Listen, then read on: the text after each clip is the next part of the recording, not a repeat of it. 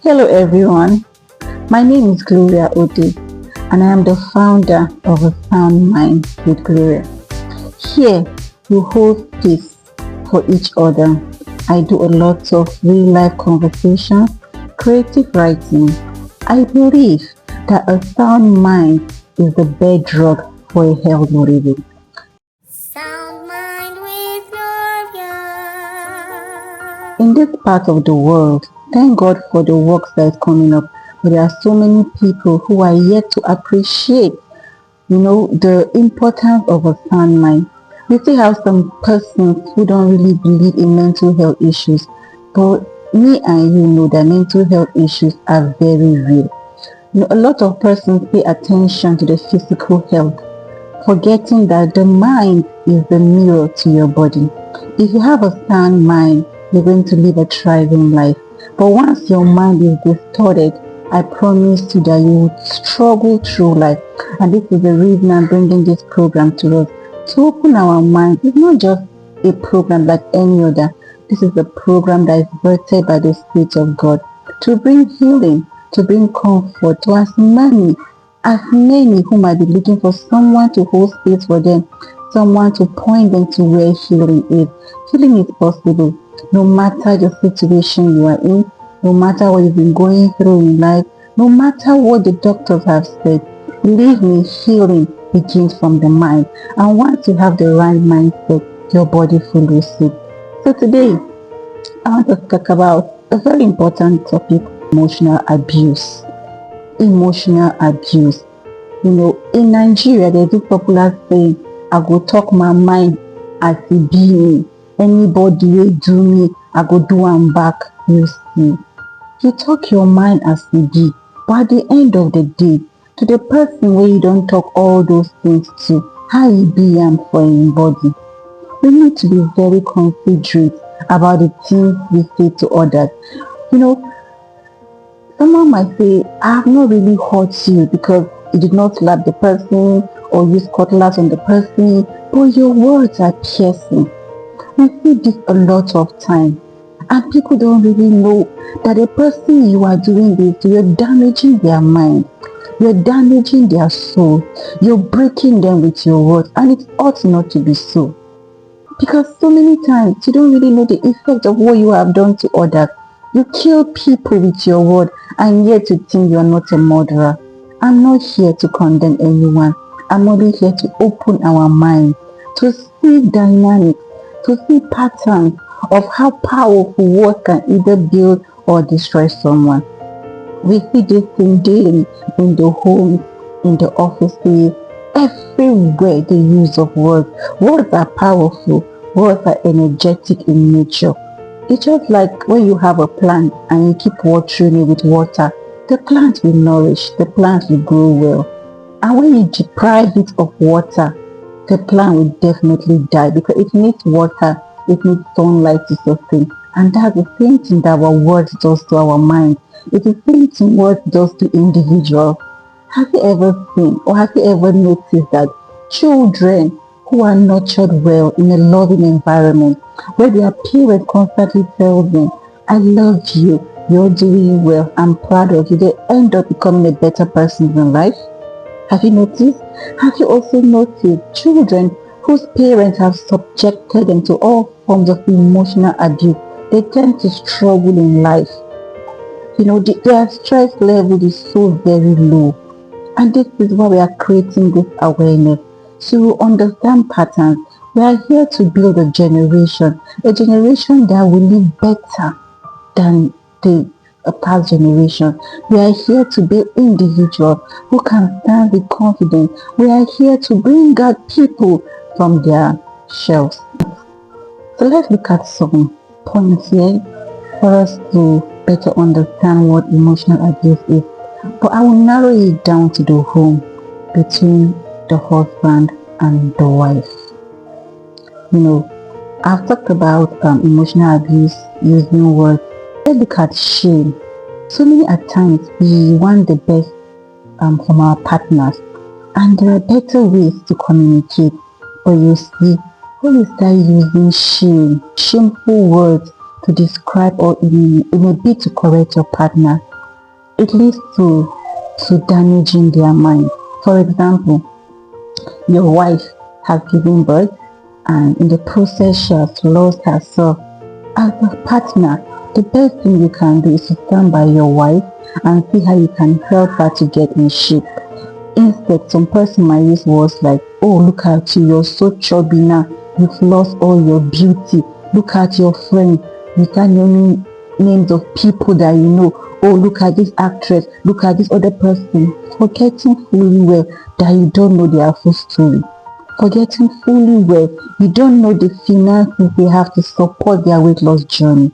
So let's stop using shame. Oh, you broke shame your husband. Oh, you wish you were living in a better apartment. You wish you were living in a better street. You wish you were living in a better house. There's nothing wrong with that. But the point where you're shaming your partner and comparing him to other men in the neighborhood, do you know that as little as that it can make a man to become so stressful at work and can bring him to his poor performances at work? No, there are better ways to communicate. Let's talk, sit down, really have conversations, and then also have silent treatment to take control. This one we see so very common. Silent treatment whereby you use silence as the means to punish your spouse. You withdraw love, you withdraw attention, you withdraw communication. Probably your spouse is depending on you financially, which I do not encourage that. But anything can happen, life can take turn. And then you use silent treatment to withdraw love, to withdraw attention in a means to punish the person.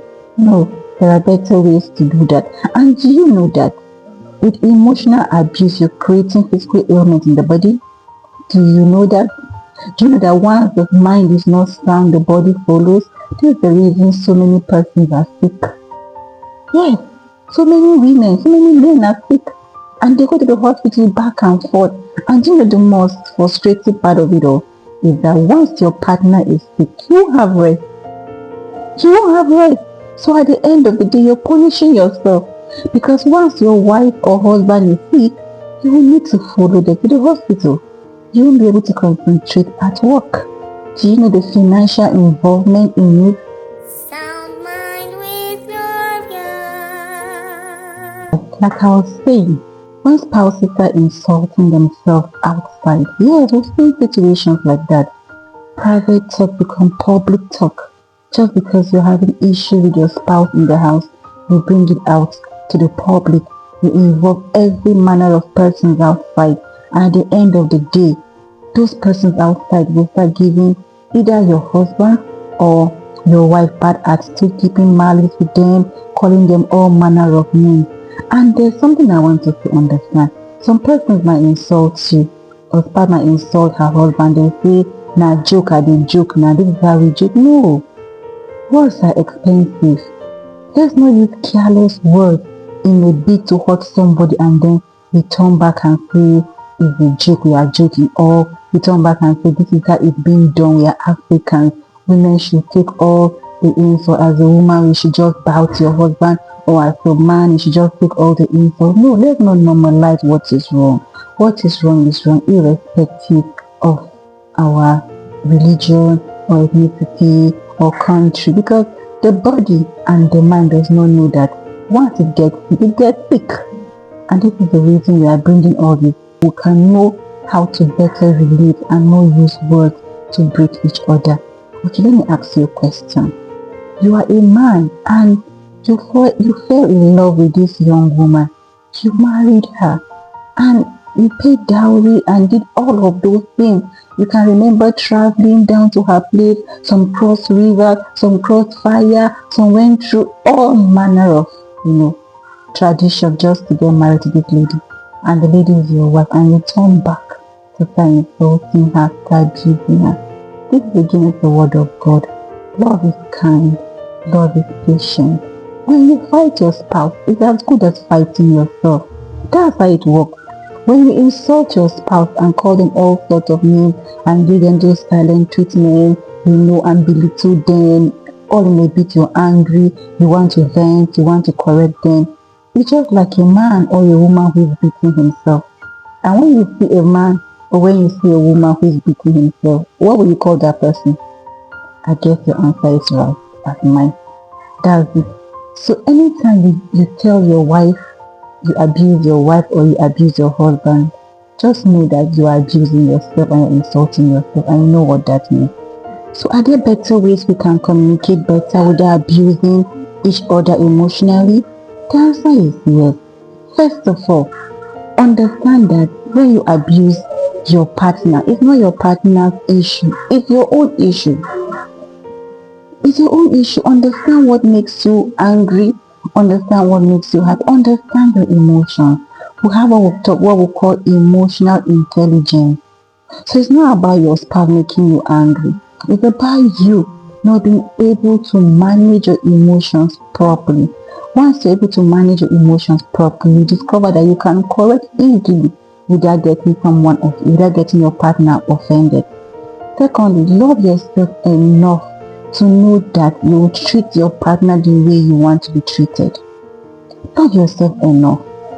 Yes, love yourself enough to understand that I don't want insult, so I will not insult my partner.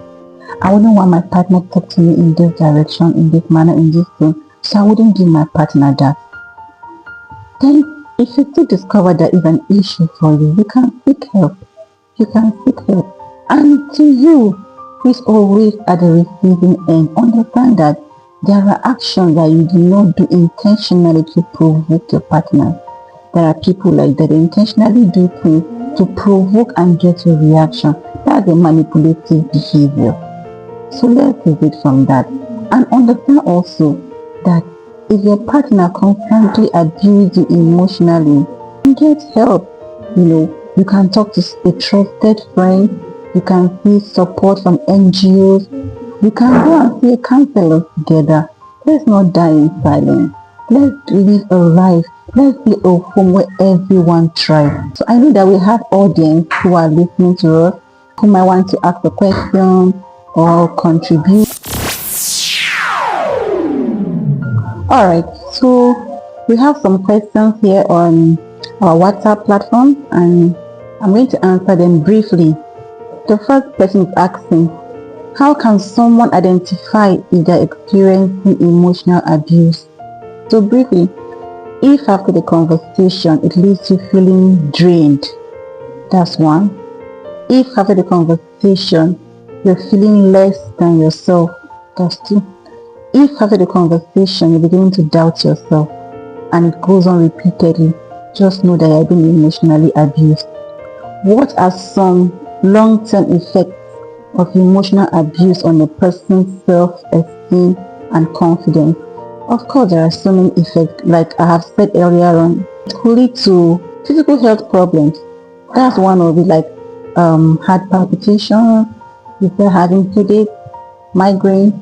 It can lead to low self-esteem. You're trying to hide yourself, feeling inadequate to equate with others. It can lead to anxiety issues, where you're constantly being on the edge, when you're constantly being like, oh, I'm going to mess up again, oh, you're scared of future scenarios. It can also lead to depression, badly. So emotional abuse shouldn't be tolerated. Let's speak against it. It's not normal. It can never be normal and should not be normal. Thank you. Alright, we've come to the end of today's program. I'm very sure that a lot of persons have learned a lot. And if you have contributions, if you have questions, you can drop it on the comment section below. If you want to call, if you want to share your life experience, please feel free and do so. We are here. God bless you. I love you guys.